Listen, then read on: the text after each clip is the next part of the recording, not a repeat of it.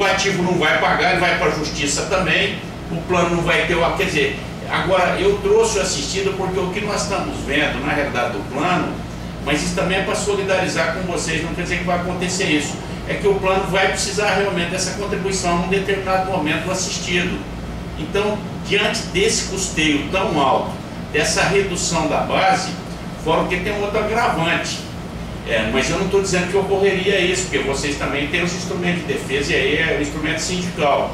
Mas, por exemplo, se eu falasse que o banco ia ter que me pagar 70% da folha do cara do plano 2, eu poderia demitir o pessoal, não sei, eu teria que fazer uma conta se valeria a pena para ele, mas eu poderia demitir todo mundo e no mês seguinte a contribuição dele virar, entre aspas, não zero, porque você tem os estáveis, tal, você tem, mas quer dizer, então, por outro lado também essa questão ela tem, sob essa ótica, porque onde o patrocinador pode mexer é na folha de ativo. Na folha de assistido não tem como eu mexer, porque o Zadão já está aposentado. Então, assim, a gente decidiu, Walter, nós sabemos do risco dessa medida, nós assim, mas a gente tem que debater esse tema. Porque o plano, quem vai fechar com o plano é o participante. Então, se amanhã o plano não vai dar errado, mas se o plano der errado, o assunto vai ter sido debatido à exaustão. Vai ter que custar, porque essas coisas não são baratas para a gente, né? A gente sofre com essas questões. Nós vamos ter debatido com ele. Então, a gente, nessas avaliações, eu inicialmente, inclusive, fui contra. A primeira reunião que teve, que se debateu esse tema num fórum maior, eu falei, eu sou contra isso. E depois, eu falei, eu sou contra, porque nós vamos alterar. Eu estou falando a minha posição pessoal, não é a posição da entidade. A posição da entidade é que está estampada aí. Eu falei, não, vamos brigar para alterar o regulamento, nós vamos discutir isso. Aí foi, mas chegou um momento que não é possível. Então, nessa questão, a gente sabe do risco. É o que eu volto a dizer para vocês. Se houver uma liminar, é nossa obrigação trabalhar para o plano dar certo. E é nossa obrigação tentar mostrar para o juiz que o que nós estamos tentando fazer é o que é melhor para o plano. Tá certo? É nossa obrigação. Mas também nós estamos, inclusive, preparados para isso, porque nós sabemos que há uma margem de risco nisso. Porque o cidadão, às vezes, lá no seu isolamento, às vezes até por uma decisão associativa, quer dizer, vocês sabem, já presidente de associação, quer dizer, às vezes na associação tem uma coisa que você não quer mover uma ação contra o governo, e eu tive algumas ações do CIDAB que eu tive que capitanear contra o governo. E mesmo aquela ação quando a Solange mudou, eu era suplente no Conselho de Gestão, quando a Solange mudou para 55 anos, teve uma assembleia no Rio do CIDAB, e fui eu, Paulo Brandão, o Nonô, que era da Previnos, e foi um representante da Previ para ter liberado uma ação contra o governo. E nós íamos contratar o Adacir. O cidadão da Previ fez uma defesa linda contra o decreto, e eu, muito bobo, entrei na dele. Peguei e votei primeiro. Ele falou, não, mas eu vim com a determinação de abstenção, porque ele foi votar. Ou seja, não, eu falei, mas como? Não, é porque a diretoria lá deliberou que é contra o governo, tal, não sei o que, aquelas amareladas que de vez em quando a gente tem que dar. Mas o cidadão fez uma defesa lá na hora contra o governo, que era o decreto 3721. Aconteceu isso, está em ata. E eu, bobão, já votei primeiro, porque falei, pô, tô com a Previ aqui, né? Era isso, nós estávamos lá em 99, eu começando no fundo. Tocar Previ, aí o cara falou, só que o nosso voto é de abstenção, que envolve o governo federal. Bom, resultado, contratamos o Adacir, conseguimos eliminar. Né? E o decreto acabou sendo invalidado, né? E naquela época. Então, essas questões estão meio por aí, mas a gente tem que enfrentar. Caminha por aí. E a pergunta do Zé? Tem ainda do ALM. ALM. Peraí, e em cima disso que você respondeu, me surge uma nova dúvida. Porque quando você altera, você não altera mais o regulamento, você vai seguir o parecer dos dois advogados. Você não teria que ter consultado a Previc antes de encaminhar isso para a Assembleia? Nós temos uma consulta na Previc sobre esse tema. Ah, você tem a consulta. Respondeu já? Não respondeu até agora. Então, porque aí me surge uma dúvida, se você está fazendo pelo Valério, pela Palharim, mas a Previc não tinha que ter se posicionado antes do Conselho, não sei, é uma dúvida. Não, existe decisão, eu penso assim, aqui nós podemos debater esse tema a tarde toda, talvez não chegar no que está certo e que está errado. Existem decisões, são decisões de gestão. Não tô nem Se você ficar indefinido, eu acho que aí, pela minha experiência, se abre espaço para o governo intervir no plano. você tem que tomar uma decisão. Para que lado que eu vou? Eu vou propor para os participantes a redução de benefícios, por exemplo, reduzir a pensão futura em 40%, 50%, equaciona o déficit. Estou falando de pensão futura, tem que alterar o regulamento. O participante vai concordar? Vou seguir a lei complementar 109 e propor a redução de benefícios. O participante vai concordar, quer dizer, nesse momento de travessia. Então tem algumas decisões, decisão de gestão, se você ficar no impasse, o governo ele tem os instrumentos legais que está na lei complementar 109, ele intervém no plano e toma as medidas. E também enfrenta demandas, não tem nenhuma intervenção governamental que não teve muitas demandas. Porque a intervenção no plano é mais ou menos como uma intervenção que houve no Banespa, já era 100 ações. Quer dizer, entra o governo num negócio privado, tá certo? Mas que ele tem o direito, ele tem a obrigação de zelar, que a Constituição assim estabelece. Então, quer dizer, nós lá na Praia, eu falei, olha, nós tivemos uma reunião, quando nós conversamos sobre até a questão do serviço passado, eu falei assim, olha, o caminho que está se desenhando é esse, nós vamos implementar a contribuição, essa é a defesa da executiva, juntamente com o parecer atuarial, colocando que há um risco jurídico, que senão eu não tenho como cobrar do ativo, não tenho como cobrar 112% do ativo. Quer dizer, então é uma situação que a falta de portas para você entrar só te deixa uma porta aberta e que você tem que tomar decisão. Então, nesse sentido, eu estou assim, dentro dessa situação, estou confortável, mas com toda essa visão que nós estamos conversando aqui, francamente. Eu queria relatar a nossa posição no Conselho, e da Rita, quando foi aprovado essa questão.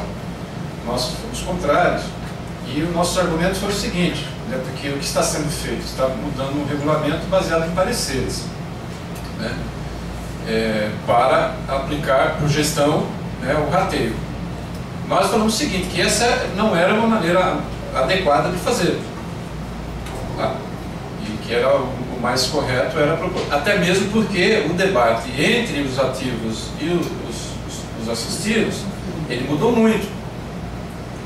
Se nós fizéssemos uma radiografia há um ano atrás, a ideia de que o assistido não pagaria era a ideia que mais prevalecia, que só os ativos, só o pessoal da ativa passaria a pagar. Porém, o aprendizado que todos nós fizemos junto com a ANAPAR, com a Previc, revelou o seguinte, que se o plano ele é solidário, no superávit ou no déficit, certo? Não tem cabimento ele não ser solidário também no déficit. Então essa questão evoluiu muito. Então hoje é razoável que é polêmico, né? É muito polêmico, acho que vai ter muita gente que ainda não conseguiu chegar a essa informação, mas as pessoas, os aposentados que têm os assistidos que têm essa informação, estão numa posição melhor. Então eu recomendaria que fizesse o caminho da reforma do regulamento de uma maneira formal, até mesmo nos 2/3 dos votos necessários no Conselho, que não foi executado. É um debate curioso, mas os 2/3 ele teria que ser granjeado com 4,3% de uma pessoa, ou seja, como não tem 0,3% de uma pessoa, né, então 0,03, né, uma fração de 1/3, nós teríamos que ter uma votação também de um eleito. Então é uma polêmica a mais, né, nesse caldeirão que é a mudança do regulamento. Mas tem a questão da ANM ainda que o Walter perguntou. Walter, nós mudamos a ANM para a MERS exatamente porque a gente vinha fazendo repetidamente com a Risk Office. No plano 2, nós tínhamos duas segundas opiniões. Ano passado nós tivemos uma segunda opinião que confirmou que também foi da MERS, exatamente para ver se o plano tinha algum ponto que favorecesse o plano, né? Então, embora a gente o resultado tivesse bem esperado, mas a gente tinha que fazer esse investimento. Então nós fizemos esses estudos. Então mudamos para a MERS. Agora, hoje, inclusive na diretoria, houve uma proposta de diretoria financeira para a gente contratar um novo ANM com a Risk Office, que embora seja a nossa consultora, ela é consultora para a rotina, você sabe disso, que é uma rotina estressante dela também. Mas para esses estudos ela cobra a parte, então você tem que botar. Houve até um estudo e eu até pedi para retirar a proposta, aí foi um pedido até meu, a diretora financeira propôs, e tem aquela faculdade de você retirar a proposta e deliberar na reunião seguinte, que é daqui a 15 dias, e falou, nós estamos às vésperas de uma assembleia, uma questão fechada em 31 de dezembro, eu já saí falando do estudo de ANM, eu posso fazer estudo de ANM direto lá, todo semestre, pagar, isso são os participantes e a patrocinadora que pagam, mas o fato é que precisa ver a questão da necessidade E o que mudou faticamente disso de 4 meses para cá, 5 meses para cá. Então, nessa questão, agora a gente deve voltar a fazer um elenco também. E também aí uma questão é a seguinte, nós vamos trabalhar para entregar o plano. Eu acho que uma questão que vocês têm que pensar comigo, e independente de qualquer posicionamento, vocês sabem disso, tal, a gente, é lógico, a gente queria sempre ser atendido naquilo que a gente pensa que está certo, mas também quando a gente é desatendido naquilo que a gente pensa que está certo e as coisas dão certo, melhor. O caminhamento foi melhor. Isso também não é errado, quer dizer, foi ruim, você sente que você não conseguiu convencer. O problema é o seguinte, como é que vai resolver o problema do plano? Muito bem, o participante assistido não vai pagar, e o ativo também não, porque não tem condição. Se o banco não pagar, como é que vai ficar o negócio do plano? Porque essa é uma pergunta que eu me faço dentro das alternativas possíveis. Então, por exemplo, eu perguntei para uma aposentada lá em Campinas, falei, bom, e aí, qual vai ser a solução? Ela falou, não, nós vamos para o banco, mas eu falei, bom, tudo bem, aí judicialmente você vai discutir isso se você perder. Você vai perder o plano então, você está apostando, quer dizer, mas isso também é uma decisão que você tem que tomar, e aí já sai da minha seara de decisão de gestor do plano. Falei, qual que é a... Ela veio falar, ela falou isso aí, falou, não vamos pagar. Com relação à questão da Assembleia deliberar, aqui tem uma questão importante também, assim, a nossa linha é de implementar o custeio. Eu também já respondi isso até por escrito, não quer dizer que isso é uma linha, não quer dizer que ela não mude. A nossa linha é porque você tem um comando legal, que depois de 2 anos de déficit, você tem que ter uma medida para tentar equacionar o plano. Então nós estamos numa linha de legalidade. Se a Assembleia deliberar num outro ponto, o nosso entendimento, respeitamos a posição da Assembleia, mas o fato é que nós temos que tomar medida para implementar, porque nós estamos cumprindo uma norma legal, né? E a Assembleia deliberaria por uma questão de equacionamento de um déficit que o atuário indica, os estudos indicam, para não equacionar esse déficit ou de uma forma diferente do que está sendo proposto. Então, assim, o nosso posicionamento é um posicionamento, ele não é no sentido assim de confronto, mas é de posição divergente. Quer dizer, a gente entende que a Assembleia é legítima, nós achamos que a Assembleia, num plano dessa modalidade, é um instrumento super importante. O Banesprev é o único que tem Assembleia nesse, mas achamos que deveria todos os fundos ter, principalmente o PNDD, porque queira assim, queira não, você irradia mais a discussão, né? E dilui a responsabilidade, mesmo de vocês que são liderança, porque você vai numa Assembleia, o cidadão referendo o que você falou, mas de qualquer forma ele votou o assunto. Quer dizer, você diluiu do que você votando sozinho. Então, assim, a gente vê tudo desse sentido, mas porque assim, nós temos que tomar uma decisão e andar. A linha do Pivão? Se sobrar o dinheiro. É a linha do Pivão? É na linha de responsabilidade em relação ao plano, que foi essas decisões. Eu não quero falar aqui, nós tivemos aquela ação que a gente ganhou, mas não quer dizer que a gente ganhe de novo. Tá certo? Nós temos aquela discussão no passado, mas essas ações se repetem no judiciário depois de 10, 15 anos. A gente provou lá que tecnicamente a gente estava protegendo o plano, né? Nós fomos réus naquela ação. Então a gente provou, teve liminar para estornar, depois voltou, tivemos um debate intenso, muito sofrido. Mas o fato é que tecnicamente a gente provou. Aquilo lá acabou. Uma nova ação tem novos ingredientes, tem a figura do assistido, tem uma série de coisas. Agora, e se der errado, qual vai ser a saída seguinte? Que nós vamos ter que também sair juntos, né? Porque isso aqui não está sendo provocado por vocês nem por mim. Se nós tivermos um conflito judicial, na realidade a decisão da entidade confrontou com o participante e eu tenho maturidade suficiente para enxergar isso. É lógico que na hora do calor, do debate, a gente se altera, todo mundo, quer dizer, é natural do ser humano, mas essa questão, ela passa meio por aí. Bom, deu certo, conseguiu eliminar, não vai ter.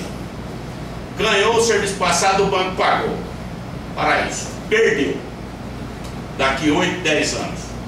Como é que nós vamos equacionar o problema desse plano? Certo que no judiciário você entra numa zona de risco. Por mais razão que você acha que você tenha, você pode perder.